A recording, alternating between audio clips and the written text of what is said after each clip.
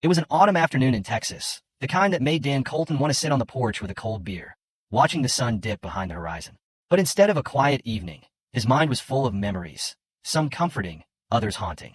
At 18, he had left his hometown for good, packing his life into a truck and heading to England for college. He had dreamed of finding freedom and success far from his small town. Those days felt like a lifetime ago now. He had left Texas and the heavy expectations of his father, a man who ran their small ranch with an iron fist. That wasn't the life for Dan. In England, Dan had found more than just academic achievement. He had found himself. The Oxford halls, the sprawling libraries, and late-night philosophical debates with his peers molded him into someone different from the Texas boy he had been. But the escape wasn't just geographical. England had been his way of running away from the pain of his past. He had always been close to his younger sister, Patricia, Pat, but their bond was forged more in shared trauma than in happiness. After their mother's death, it was just the two of them against their father's bitterness and coldness. When Dan moved to England, Pat stayed behind, tethered to Texas, though they always remained close. Returning to the U.S. after college hadn't been part of Dan's plan, but family obligations and the promise of a job offer brought him back. The move back wasn't as difficult as he had feared. In fact, it was good to be close to Pat again, and he quickly established a career in a tech firm, climbing the corporate ladder. Dan was smart, determined, and charming, and soon after his return, he met Emily Anderson. The name alone was enough to stir a mixture of longing and bitterness in Dan's chest. She had been introduced to him by none other than his sister, who had gone to law school with Emily. Patricia and Emily had become fast friends, and Dan had been immediately taken with her when they met at a summer party. Emily had a sharp intelligence and confidence that drew people to her, and Dan had been no exception. Tall, with striking red hair and piercing blue eyes, she was a corporate attorney on the fast track to success. Their relationship had started like something out of a storybook.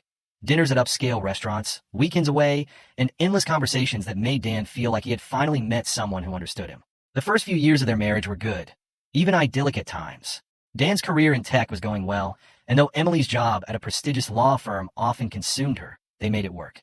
But the cracks started to show soon after. Emily was a rising star, making partner far earlier than anyone else, while Dan began to feel stifled in his role at the tech firm. He was good at what he did, but his entrepreneurial spirit itched for something more. After months of wrestling with himself, Dan quit his job and decided to start his own computer software business. Emily had supported the decision at first, but as the months wore on and the financial pressures mounted, their relationship began to strain. Dan's business started to take off, but success came at a cost. Emily's late hours at the office became more frequent, and their conversations, once filled with shared dreams, turned into transactional exchanges about schedules and obligations. It was around this time that the couple began to drift. Dan spent more time working, pouring himself into his new venture, while Emily's corporate world seemed to pull her further away from him. Their intimacy faded, and for the first time since they married, Dan began to wonder if they were growing apart. And then, just when he thought they might be able to salvage things, Emily told him she was pregnant with twins. At first, the news was a ray of hope in their otherwise strained relationship. Dan had always wanted a family, and for a moment, he believed this could be the glue that brought them back together. But as Emily's pregnancy progressed, so did Dan's suspicions. He couldn't shake the feeling that something was off. She was distant, secretive at times. She had always been career-driven, but now it seemed more than that. His gut told him that she was hiding something, and that something wasn't just work-related stress. Dan tried to push the doubts from his mind, but they gnawed at him relentlessly. He began noticing the little things. Emily's unexplained late nights, the way she avoided certain questions, and a strange phone call late one evening that she dismissed as a work matter. There was no proof, just whispers of suspicion that made Dan's heart race with unease. It was only after the twins were born that Dan decided to take matters into his own hands. On the surface, he played the role of the happy father, supportive husband, and successful businessman. But behind the scenes, he had arranged for DNA tests. His doubts were eating him alive, and he needed the truth, no matter how painful it might be. Dan Colton could feel the weight of the envelope in his jacket pocket, its contents burning a hole through the fabric. His hands were slick with sweat as he gripped the steering wheel tighter, navigating the city traffic on his way home from the hospital. The twins had been born just a week ago, and while Emily was recovering and settling into life as a new mother, Dan's thoughts were consumed with suspicion. He had been filled with joy and loved the moment he held the babies in his arms, but the unease that had gnawed at him throughout Emily's pregnancy had never fully subsided. And now, the DNA test results were in. A part of him wished he could be wrong, that he could put the test results through the shredder without even looking. But the quiet moments in the hospital, the stolen glances between Emily and her colleagues, and the way she had seemed distant throughout the last months had planted seeds of doubt that refused to die. He hadn't told Emily about the test.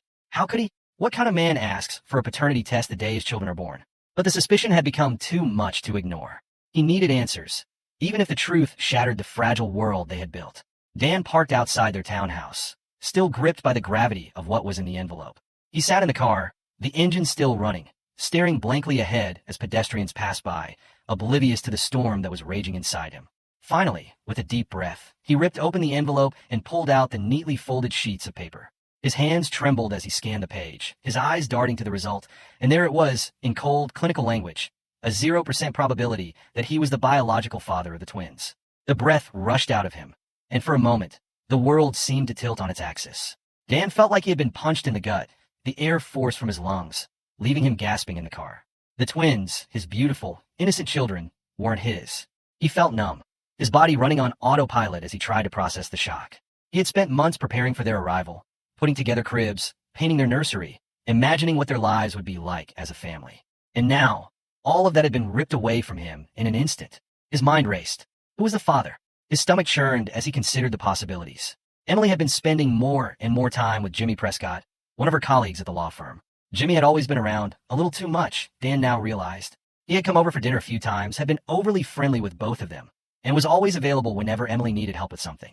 At the time, Dan had brushed it off as harmless, but now the pieces were starting to fall into place. Dan stared at the paper in his hands, feeling a surge of anger building within him. His vision blurred as tears formed at his eyes, but he blinked them away, refusing to let them fall. He wasn't going to break down now.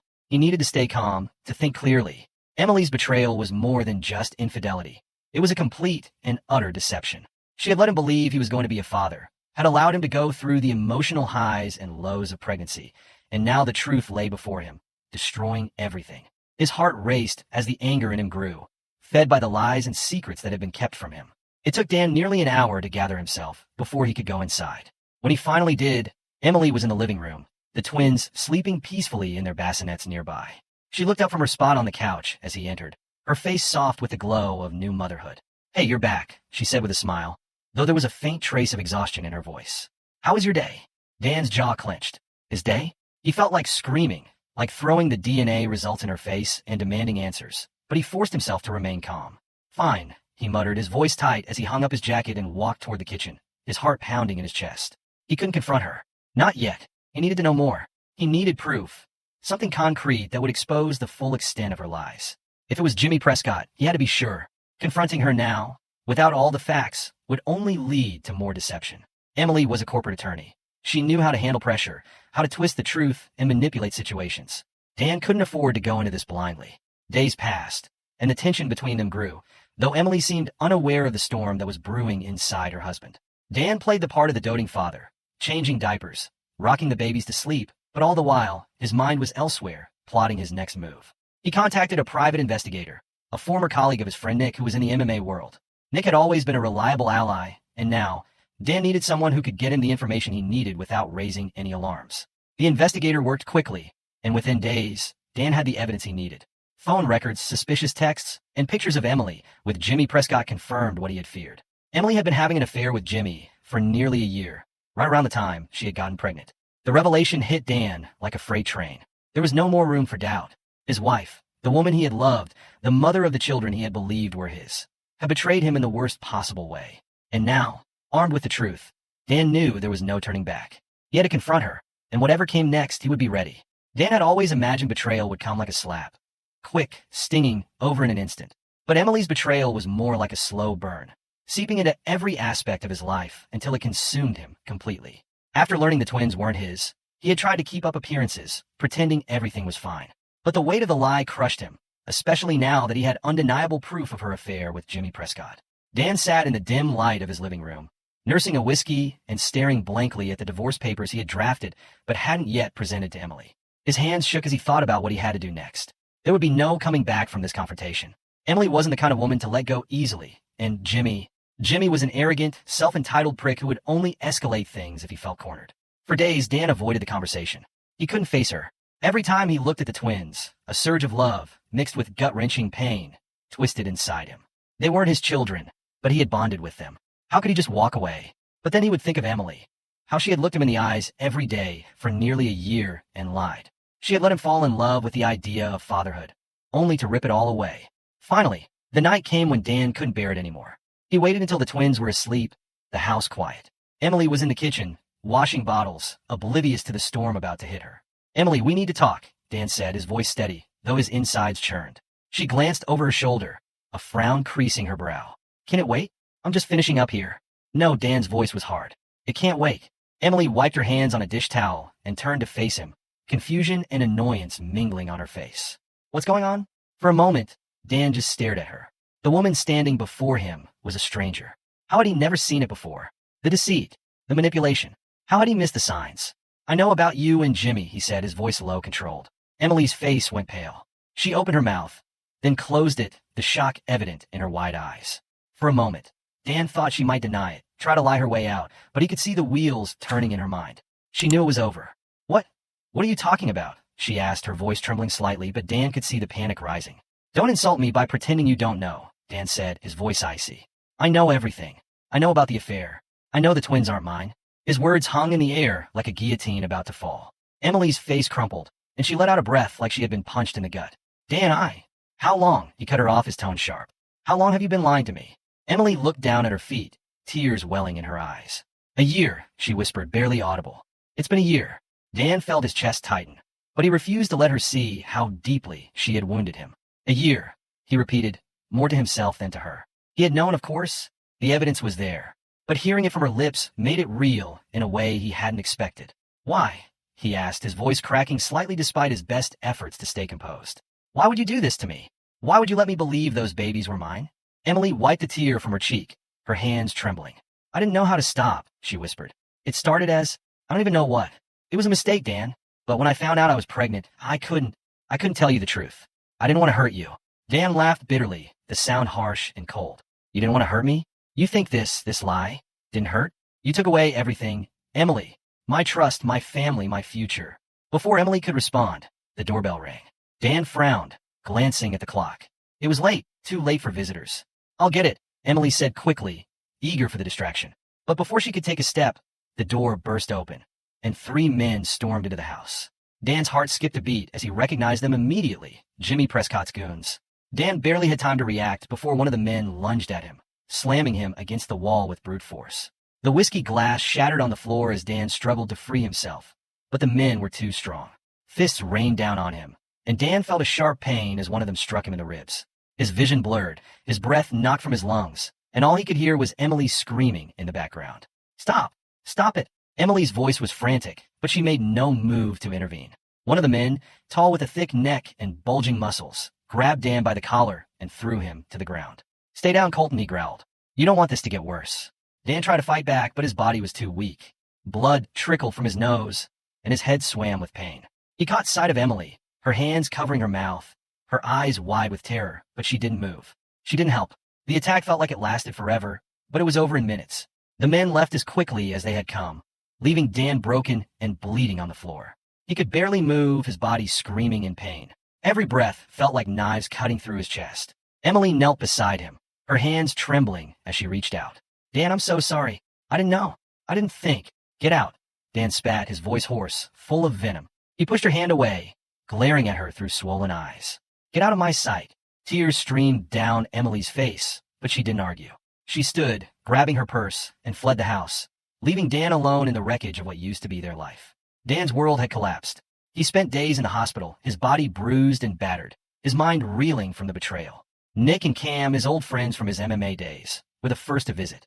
They had always been his brothers, the ones who had his back no matter what. Now more than ever, Dan needed them.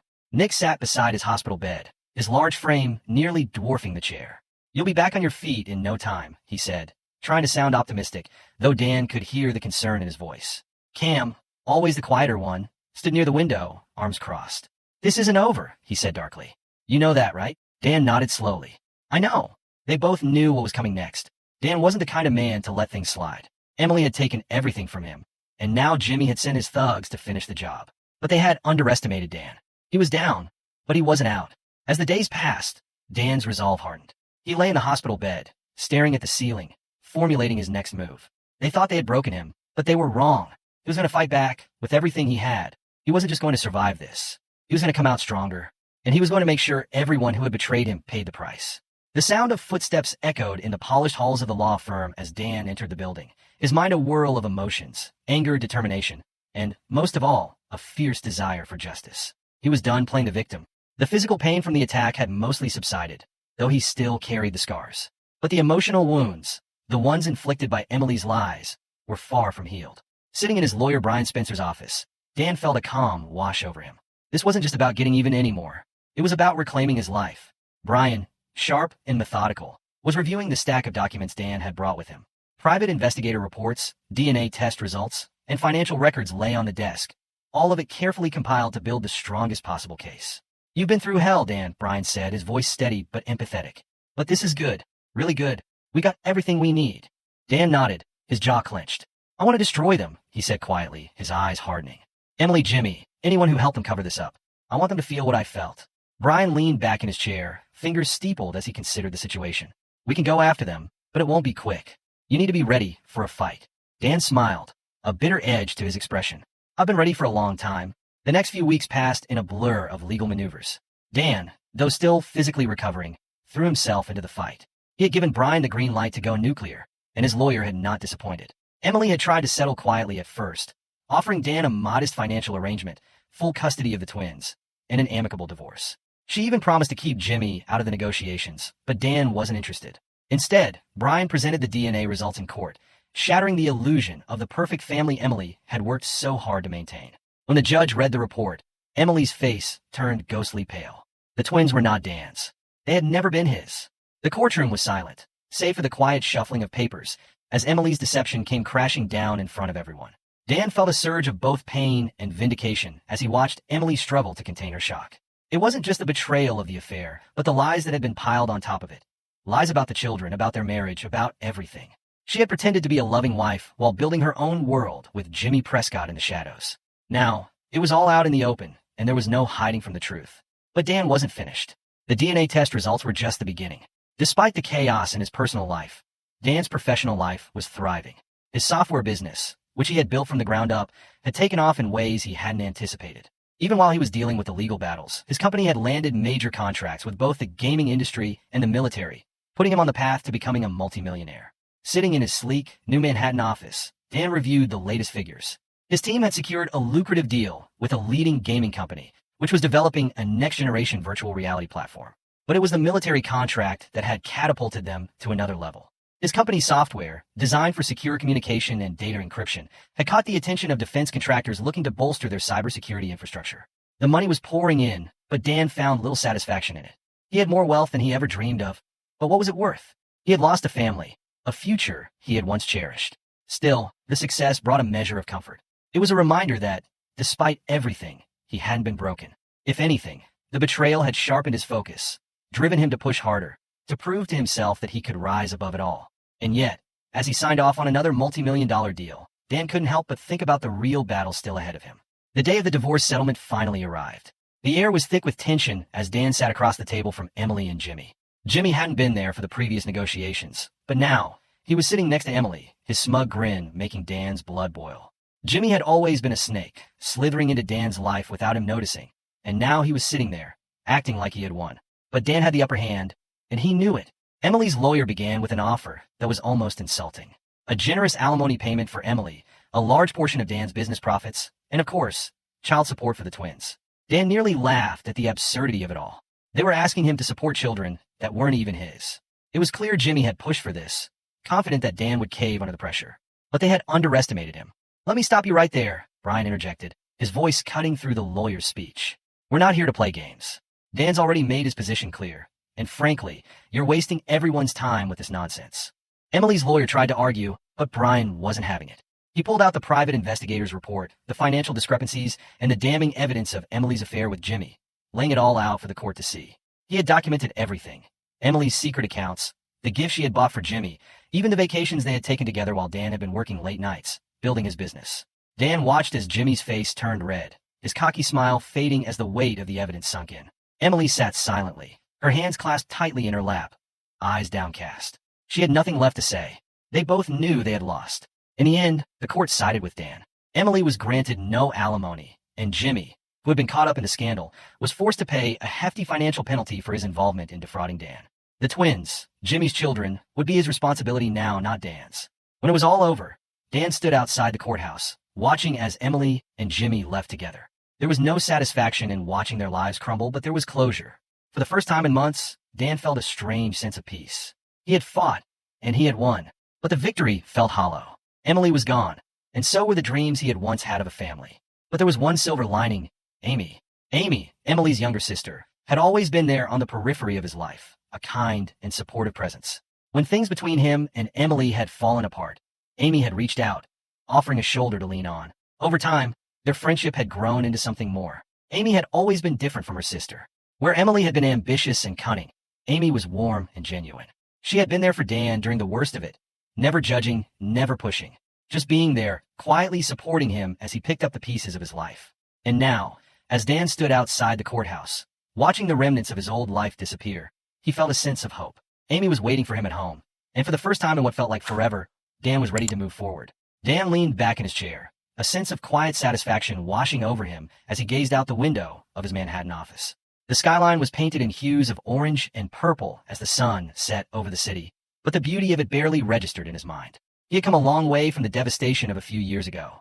The wounds from Emily's betrayal had finally started to heal, and for the first time in a long while, Dan felt like he was in control of his life again.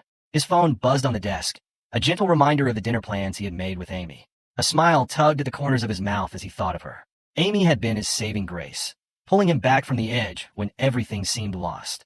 The connection between them had been unexpected at first. When Emily had left, Dan had assumed that the rift would extend to her family, but Amy had defied that assumption. Amy had always been the quieter, more reserved sister, the opposite of Emily's sharp-edged ambition. Dan remembered her as the one who stayed in the background at family gatherings, never vying for attention like Emily did. But when Dan's life had come crashing down, Amy had stepped forward. She had been there, not with judgment or pity, but with understanding and support. And that had made all the difference. They had started meeting for coffee, long conversations turning into quiet dinners, and slowly, without either of them realizing it at first, something deeper began to grow. Dan's phone buzzed again, pulling him from his thoughts. A text from Amy. Excited for tonight. Can't wait to see you. Love you. It was such a simple message, but it filled him with warmth. The kind of warmth he hadn't felt in years. He replied quickly, then grabbed his jacket and headed out. Tonight wasn't just any dinner. Tonight was the night he planned to ask Amy to marry him. As Dan walked into the restaurant, he saw Amy waiting at their favorite corner table. She looked up, her face lighting up when she saw him. It still amazed him how easily she could make everything feel okay, how her presence could calm his turbulent mind. Dan had never expected to find love again after everything that had happened with Emily. But Amy had shown him that not every relationship was built on lies and deceit. With her, everything was simple, honest. He sat down, his heart racing. He had practiced this moment in his head 1,000 times, but now that it was here, the nerves were kicking in. The ring was tucked safely in his jacket pocket, and every time his hand brushed against it, his pulse quickened. They talked over dinner, their usual easy conversation flowing between them. Amy was full of excitement about a new art exhibit she had curated. Her work in the art world was blossoming, just as Dan's business had taken off. It was one of the things he admired most about her. How she found beauty in the world around her, how passionate she was about creating something meaningful. As dessert was served, Dan knew it was time. His hands felt clammy, and his throat was dry, but he couldn't wait any longer. He reached into his jacket pocket, pulled out the ring, and placed it on the table between them. Amy's eyes widened, her hand flying to her mouth in surprise. Dan! Amy, Dan began, his voice steady despite the nerves coursing through him. I never thought I'd get a second chance at happiness. After everything that happened, I didn't think it was possible. But then you came into my life, and everything changed. You showed me what love could be, what it should be. I don't want to spend another day without you in my life. Will you marry me? Tears welled up in Amy's eyes, but her smile was radiant. She nodded, too overwhelmed to speak at first, then whispered, Yes. Yes, I will. Dan slipped the ring onto her finger, a feeling of relief and joy flooding through him. This wasn't the life he had imagined years ago when he first married Emily, but it was better. It was real. And now, with Amy by his side, he was ready to start a new chapter. After the proposal, life seemed to move in fast forward. Dan and Amy moved in together, splitting their time between their Manhattan apartment and a quieter home in the countryside, where they could escape the chaos of the city. Dan's business continued to flourish. His company had now expanded into international markets, and his military contracts had secured a steady stream of income that allowed him to be more selective with his clients. But it wasn't just his professional life that was thriving. With Amy, everything seemed to fall into place. Their relationship was built on trust and respect, and for the first time in years, Dan felt truly at peace. They married in a small, intimate ceremony surrounded by close friends and family, with Patricia, Dan's sister, standing proudly by his side as his best woman. Pat had been skeptical at first, worried that Dan might be jumping into something too quickly after Emily's betrayal. But when she saw how happy Amy made him, how different this relationship was, she had given them her full support. And now, watching Dan and Amy exchange their vows, she had never seen her brother look so content. The wedding was beautiful in its simplicity, nothing grand or ostentatious, just a gathering of people who truly mattered. As they danced under the stars, Dan felt a sense of completeness he hadn't known before. This was his family now. Amy, their friends, his sister Patricia. Soon, their family grew. Amy and Dan welcomed their first child, a son they named James, and 2 years later, their daughter Sarah. The joy Dan felt at holding his children was something he had never fully experienced before. With James and Sarah, there were no doubts, no lingering questions about paternity. They were his, and he was theirs in every way that mattered. The house was always filled with laughter now. James chasing Sarah around the yard, Amy calling them in for dinner, Dan watching it all with a contented smile on his face. This was the life he had fought for, the life he had rebuilt from the ashes of his past. And with Amy, he had found not just happiness, but peace. Years passed, and though the pain of the past faded, it never disappeared entirely. Sometimes, late at night, Dan would think back to those dark days after Emily had left, and he would wonder how he had survived it all. But then he would glance over at Amy, asleep beside him, or hear the soft breathing of his children down the hall, and he would know. The battles he had fought, the legal wars, the emotional scars had all led him here. He had built a successful business, yes, but more importantly, he had built a life worth living. He had learned the hard way that love wasn't about appearances or status. It wasn't about perfect families or flawless relationships. It was about finding someone who could stand with you through the storms, someone who would never betray you, never falter. With Amy, he had found that. She had given him back the family he had thought he lost, and more than that, she had given him a future he could believe in. As Dan stood in the backyard one evening, watching the sun set over their home, he felt a sense of closure. The ghosts of his past, Emily, Jimmy, even the twins, had been laid to rest. He had offered them forgiveness in his own way, though they had never asked for it. It wasn't about them anymore. His life with Amy and their children was what mattered now. And for the first time in a long time, Dan felt like he had finally found peace. Though Dan Colton had found happiness and healing in his new life with Amy and their children, there remained an unsettled darkness from his past. Every now and then, the thoughts of Emily, Jimmy Prescott, and the betrayal he had endured resurfaced like a bad dream. He tried to move on. Truly, he had, but there was a part of him that couldn't let go. The way they had taken everything from him, left him bleeding in every sense of the word. While he had rebuilt his life, they had never faced real consequences. That was about to change. Dan hadn't spoken to Emily in years, not since the divorce was finalized. He had heard rumors, of course, through old acquaintances, whispers at networking events. Emily and Jimmy were still together, though things were far from the fairy tale romance they might have envisioned. Jimmy had run into legal trouble of his own, shady business deals that had drawn the attention of regulators. But the satisfaction of hearing they were struggling wasn't enough. Dan needed closure, and that closure would come through justice. Dan's plan began simply. He hired a private investigator, this time, not for Emily's infidelity, but to uncover everything about Jimmy's business dealings. It wasn't long before the investigator, a shrewd woman named Lisa, dug up a goldmine of information. Jimmy Prescott had been involved in more than just petty fraud. He had built a house of cards, manipulating investors and embezzling funds from his real estate ventures.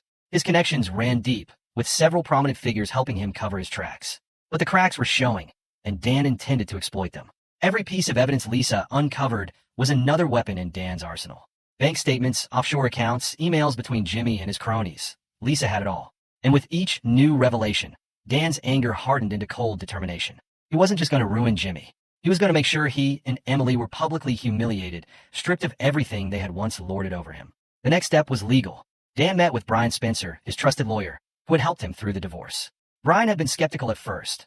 Revenge wasn't a smart legal strategy, but as Dan laid out the evidence, his skepticism faded. There was a real case here, not just against Jimmy, but against Emily as well. She had been complicit in hiding assets during their marriage, and Dan had proof of that now. This is going to get ugly, Brian warned, sliding the documents back across the desk. You sure you want to go down this road? Dan dite hesitate. I've never been more sure of anything in my life. The lawsuit hit Jimmy Prescott like a sledgehammer. Dan had timed it perfectly, waiting until one of Jimmy's shady real estate projects was about to break ground.